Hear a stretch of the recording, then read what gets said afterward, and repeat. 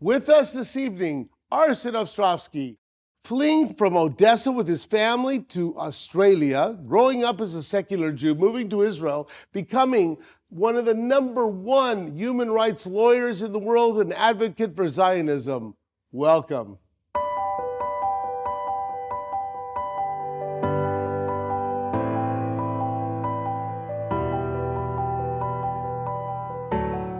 Arsen, welcome to our show. I will tell you that there is no one that I'm more excited about having on our show on Zionism who really talks about it and not only talks about it, you are the leader in bringing people the message of Israel, Zionism. You're one of, online, the social media mavens about really getting our messages out. But people have to get to know you. And I know that you were born in Odessa, your family fled to Australia, and now you live in Israel, and you have to enlighten us, why from Odessa to Australia? And then we're going to get to why to Israel. Thank you, Russell, for the kind introduction.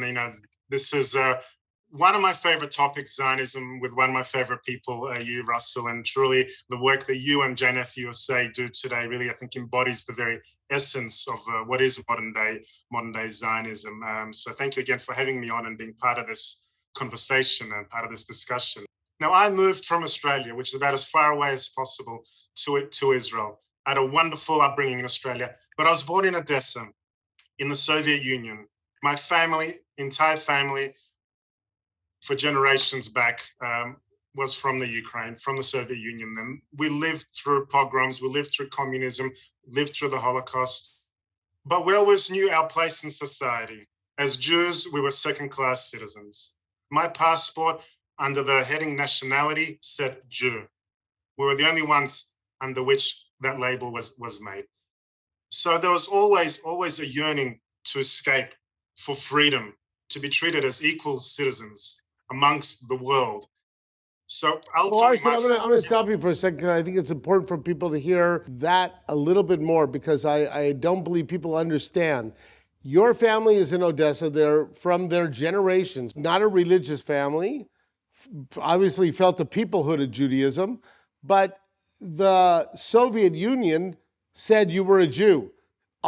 So much so that your passport said you were a Jew. And I just want to clarify that for everybody to understand that during that time, that was the reality. Whether you wanted to be a Jew and you felt you were religious and you were waving the flag of Israel, the Soviet Union said you were. They said that we were Jew, irrespective of whether we were religious or not, irrespective of whether you were Orthodox, Reform. They didn't care about those labels. A Jew was a Jew was a Jew for them, and there was enough. And there was enough to label us as second-class citizens, to deny us our basic freedoms, our rights. My family, my grandfathers had both been imprisoned on trumped-up charges. So we know very well, what it meant to be a dissident, what it meant to yearn for freedom. And even though my family wasn't religious, because they didn't know how to be religious, they weren't allowed to learn at synagogues, to learn Hebrew. They didn't know any Jewish customs. Before my bar mitzvah, I didn't know any Jewish customs either. But there was an understanding of our Jewishness as our identity, as our nationality, as who we were. And by being labeled as such in the Soviet Union, we were automatically labeled as second-class citizens. Very important. As we start talking about today's modern Zionist battlefield, it's not, the labels are there, and whether we want them or not, they're there. So it's about standing up. And your family then goes to Australia. That's right. So we were the last of our family to flee. We left in '87. I was a small child then. And at that time, it was still the Soviet Union. And apart from Israel, it was only Australia, United States, and Canada that were accepting Russian Jews, Soviet Jews as refugees. So my entire family is right now split between the United States, between Canada and Australia. It just so happened that at that moment in time, Australia was the easier option. And it also happened to be about the furthest possible option from the Soviet Union as well. So I grew up in Australia. It was a wonderful upbringing. I had everything I could possibly ask for. It was a wonderful life. But a short time after I moved to Israel, I was in a taxi, and the taxi driver asked me, noticing the accent, "Where are you from?" I said, "Australia." And he says, "Ma, tami shugana, are you crazy?" Why? What do you mean? And he says, we have all these problems here in Israel. We have the constant war with the Palestinians. The secular hate the Haredim, and Haredim don't like the secular. I pay too much for gas and electricity, and my grown-up children still live with me, and you moved from Australia. What problems do you have in Australia? He asked me. My problems in Australia were, which bar do we go to with friends after work for a drink? Or which football do we watch? Those were my problems. My problems weren't matters of life and existence. It wasn't of, I have 20 seconds to get my daughters and take him to bomb shelter. I didn't have those issues, but there was always that sense of yearning that ultimately my heart, it belonged in Israel, because that was my country and those were my people.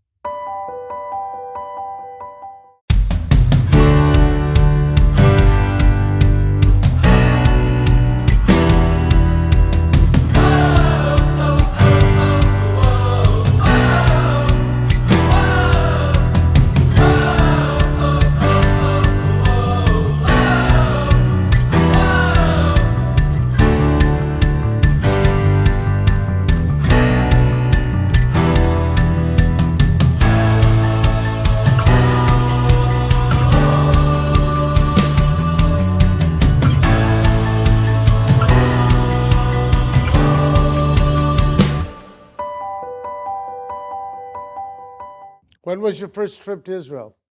My first trip to Israel was actually on birthright. It was in 2000 and end of 2002.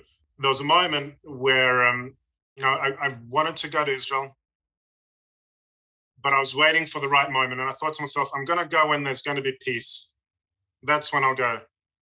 I figured, okay, I'm not going to wait anymore. So I ended up going in the middle of the second Intifada. I said, I'm not going to wait anymore. For me, I fell in love automatically. It was love at first sight. And it's one of those things for me, I can read about Jerusalem, for example. I can watch it. I can hear stories. But until you go there, until you stand at the Western Wall and touch that stone with your hand, until you see the Mediterranean and step foot in there, until you see it, until you can feel it, it's another experience altogether. So for me, when I moved to Israel, it was a sense of coming home. It was a sense of belonging. It wasn't that I ever felt that I didn't belong in Australia, but it was a sense of truly being part of something bigger here, part of a broader mission, a purpose, meaning, a part of the very story that's still unfolding, the very story of Zionism, modern Zionism, to be a part of that, not just to be a bystander, not just to watch history unfold, but to be here and actually influence history, to vote, to shape my own destiny, our people's destiny. See, I'm going to unpack that a little bit for our audience because I think it's such a powerful moment. Your family comes from Ukraine, where you're generations and generations, you're Ukrainian. And the Soviet Union, not only do they tell you you're Jewish, whether you want to be or not, but by being Jewish, you're second class. You go to Australia, you have a great life. And you can take from freedom that you were able to finally gather from Ukraine to go to Australia, you've done enough. That you don't have to get into this battle. You've done the battle. You're there, but that isn't you. And you not only with a yearning, but you decided to not only go to a visit, but move there and then to become an activist. How does that, in your mind, happen, Arsen? We knew we were Jewish. We knew we loved Israel, even though Israel for me was an abstract concept then. I didn't know what it meant. I hadn't been there.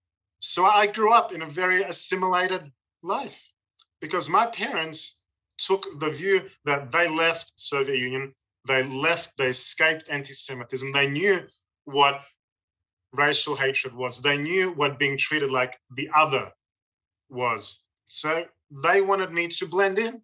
They wanted me to be like everyone else. But it was purely out of a sense of protection, out of a good place in their heart. And that is how I grew up. I grew up a very assimilated life. I think like a lot of Soviet Jews from my experience. But for me, the changing point was actually Danny Pearl. If you remember Danny Pearl, the American Jewish journalist for the Wall Street Journal. I was at university finishing my studies at the time. I was studying law and business. And you remember the story, I think everyone remembers the harrowing story of Danny Pearl, who was executed by terrorists in Pakistan.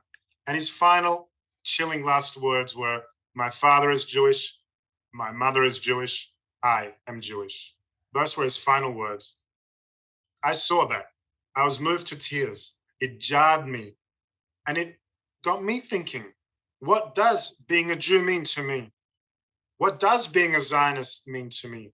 How does Israel fit into this picture? So many ways that harrowing experience awoke me. It moved me. It moved me to learn about Israel. It moved me to study about Judaism, about Zionism. What is Zionism? I didn't know what Zionism meant. What is it? How does it fit into my own life? Ultimately, it was this process of education and learning that led me to my first trip to Israel, which was in 2002. It was a few more years later, not until 2012, that I finally made Aliyah. But it was ultimately, I always felt that from that moment, from 2002, it was ultimately leading to this path. But it took a little while to ultimately get there. Are you looking for that perfect gift? The one thing you know that they won't have? Now you can honor someone you love and participate in the sacred act of writing a Torah. You can go online and choose a letter, word, verse, or more in a Torah being written right here in Israel on top of Masada. A beautiful certificate will be sent, signifying the link to our ancient past, and be something that they can keep forever. It's the ideal gift for birth, bar and bat mitzvahs, birthdays, engagements, weddings, anniversaries, and other milestones in life.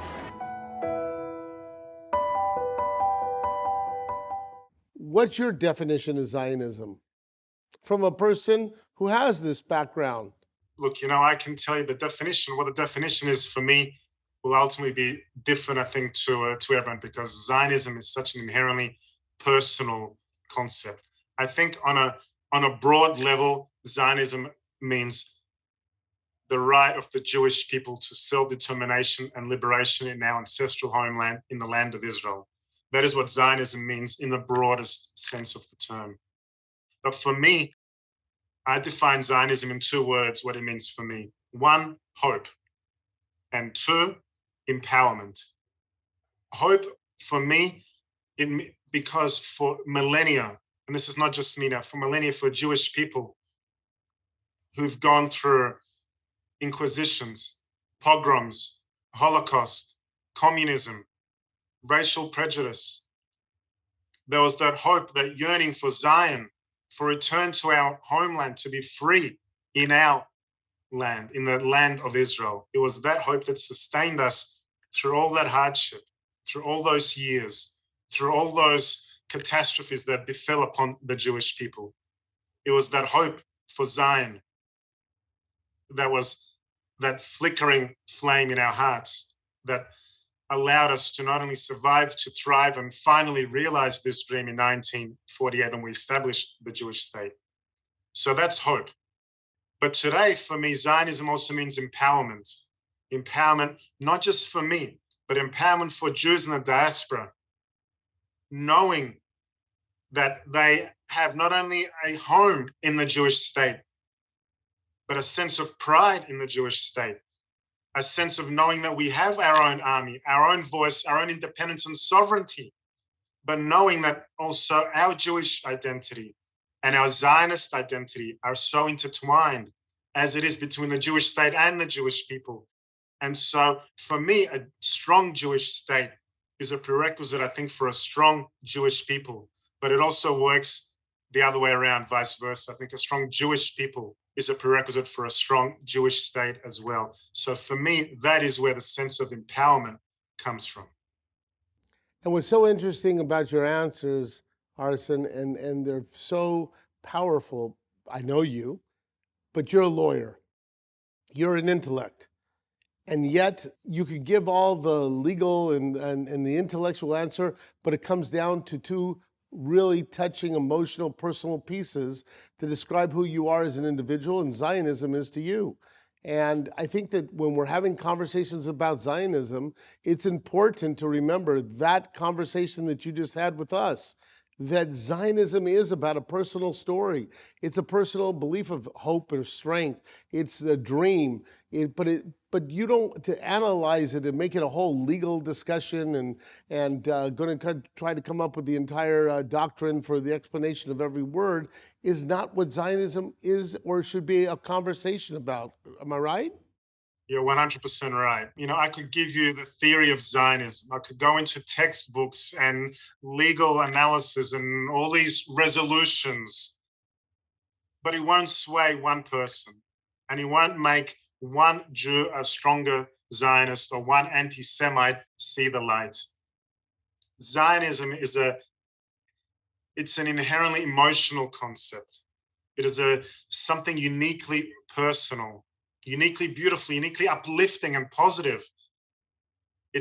For me, it defines my very values, the very principles upon which I live, upon which I think, upon which my morals are based, upon which I want to raise my family. But it's such an inherently, I think, powerful and uplifting concept, and it's a movement of, I think, ultimately liberation, to be free, but to be free in our ancestral homeland, here in the land of Israel. There's no better gift to give or receive than one that can connect you with nature and your homeland. JNF has made it super easy for you to order your tree certificate online. Just go to jnf.org/trees, pick which special occasion it's for, whether a birth, bar mitzvah. Just order your tree online and let's get planting. Every tree counts.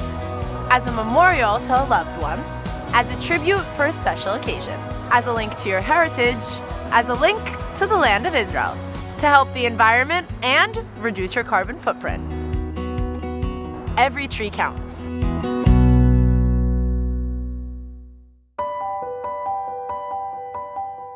There is a battle, though, that's going to be fighting, and Arsen, you are one of the, for the Jewish community, the leaders of it. We have a Durban Conference that is a 20-year anniversary from Durban 1.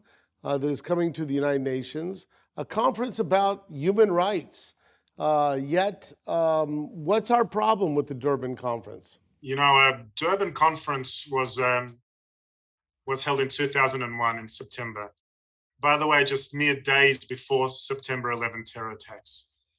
And the concept behind it was a beautiful concept. It was a much needed concept. It was about the international community coming together to fight racism, to fight xenophobia, to fight discrimination. But instead of fighting racism, xenophobia, and discrimination, it promoted racism, discrimination, and xenophobia against the Jewish people. It descended into an unhinged display of utter Jew hatred. Not just anti-Semitism, but pure, unadulterated Jew hatred. Everything from, it had Hitler references. It had caricatures of Jews with hooked noses. It accused Israel of the worst crimes and crimes against the war, crimes against humanity, of apartheid.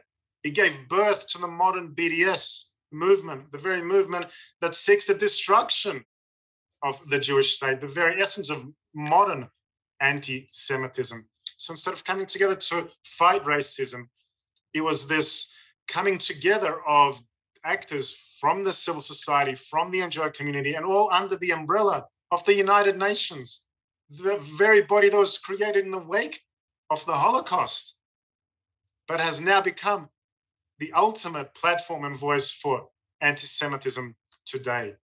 So those countries that do want to stand up and not just show that they're allies of Israel, but they're allies in the fight against racism, of promoting tolerance, cannot stand and participate at such a conference, at such an anti-Israel and anti-Jewish hate fest, and give credibility to this anti-Semitic attack, assault, not just on the Jewish people, but the Jewish state. So really, the anti-Jewish movement is robbing legitimate conversations about human rights around the world. Absolutely. I think what we're seeing in this case, it's this laundering of human rights, the language of human rights, the sanitizing of it into a discussion of vilification of Israel, of the Jewish state. Durban crystallized the entire campaign and movement to delegitimize and demonize and deny the Jewish state our rights. It was crystallized in 2001. The only country that was singled out was Israel. And now in September, by the way, this conference will be held during the General Assembly of the UN on the second day holiday of Sukkot, on a Hag, of course, no less, because the United Nations wouldn't have it any other way. So we need to stand up, we need to speak out, and all those that ultimately do stand, not just with Israel, but in the fight against racism, need to stand up, speak out, and not lend their name to this shameful conference. But I think it's an important point that you said. We have to stand up against racism. We have to stand up for human rights. And that is what Zionism is about. And if we allow people, as what happened to you in Odessa, whether you wanted to or not, you were labeled. And so if we allow them to label, the anti-Jewish movement, to label us in any sort of a negative connotation, making a beautiful word like Zionism, we have to stand up and talk about human rights. We have to, as we always have. We have to stand up and talk about racism, but we have to talk it in a context that Zionism embraces all of this. Am I right? You're 100% right. And, I think to my great regret, one of the great disappointments is that for a long time, we didn't do that. We didn't talk about Zionism. We are struggling right now to reclaim the narrative. For too long, I think we had dropped the ball, and we allowed our detractors to define not just who we are, but what Zionism is. And by doing so, we allowed them to malign Zionism, to vilify Zionism, and to portray something that is so inherently universal and so inherently positive and liberating and powerful into something that is now portrayed and synonymous in so many circles as racist, as colonialist. It couldn't be further from the truth. Zionism is about human rights. Zionism is about free and equal opportunity. Zionism is about self-determination, as every people in the world is entitled to. So I think for too long, we did not make that case.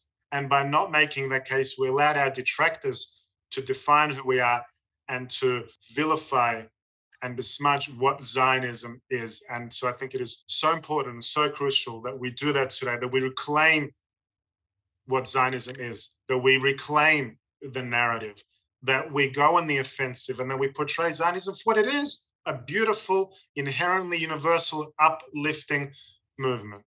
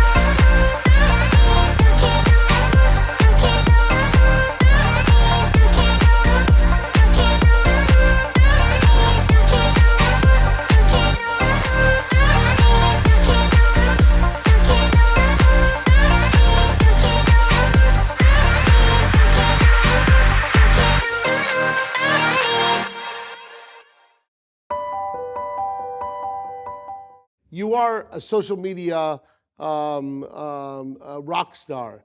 And one of the things that, and I want you to talk to the audience here about what they could do, because I will tell you, the greatest pictures that I see on social media that talk about what is Zionism, who is Israel, I want to be fair to you, Arsen, it's not just the pictures of you, but it's the pictures of you at restaurants, the pictures of you holding up a glass of wine and having a glass of scotch, or with your children and eating breakfast. I've never seen anybody eat so many breakfasts.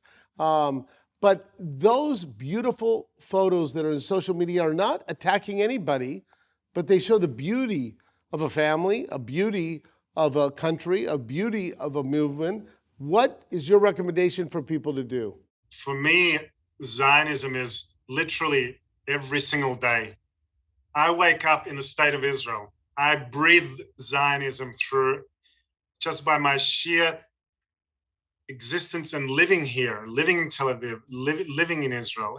So when you talk about, for example, the online world, we are not just fighting the battle for Israel, fighting for Zionism on so many different battlefronts. And the one online is so crucial and so important because especially that is where so many of the younger generation are today, from all the different platforms, from Twitter to Instagram to TikTok, you name it. And for me, you mentioned some of the things I post, and you'll find, by the way, also posts about Hamas and about Iran and the PA, but also about breakfast and about my family and about beautiful sunsets here, because that is Israel for me. We are not defined by a conflict with the Palestinian people. That does not define who we are. That is one part of living here, one that we cannot escape and one that we yearn, of course, for peace. But it doesn't define who we are. We are a people. We are a nation. We have the most incredible, breathtaking culture here, the most beautiful landscape. And you know very well, Russell, through amazing work that JNF USA does throughout the country, from the north to the Galilee to Beersheba, you've seen the land, you've planted on the land. So you know firsthand its breathtaking beauty. We have this dynamic sense of culture, innovation that is the envy of the world. So for everyone, again, it's something that is so inherently unique, and each takes out of that what they love. And yes, I love the food here. So I will thank you, and I will tell people to follow your lead. Follow your lead, and we'll get your Instagram and your all your social media information out here. Especially when people are utilizing the United Nations as a way to be anti-Jewish, let's follow Arsen. Take a picture of your family. Take your picture of family walking out in the open, because it is Sukkot. It's a celebration of what God gave us. And then write, this is Zionism, share it, because that is what Zionism is. Arsen, your last words to us. This is Zionism. What is it that we want to keep the message, keep something for everybody to do? We need to look at Zionism really as a sense of empowerment, as a sense of pride, as a sense of something that is positive and beautiful and uplifting, and that connects the Jewish people and the Jewish state, irrespective of where we are, whether it is in North America, whether it is in Australia or Europe or anywhere else. We are united by our sense, I think, of Zionism and connection to the state of Israel, wherever we may be. And ultimately, the Jewish state and the Jewish people are inherently intertwined into this beautiful, I think, relationship and a sense of family, which is what connects me to you, and I think Jewish people all over the world. Well, Arsen, you give me strength. You give us strength. Thank you for being part of our family.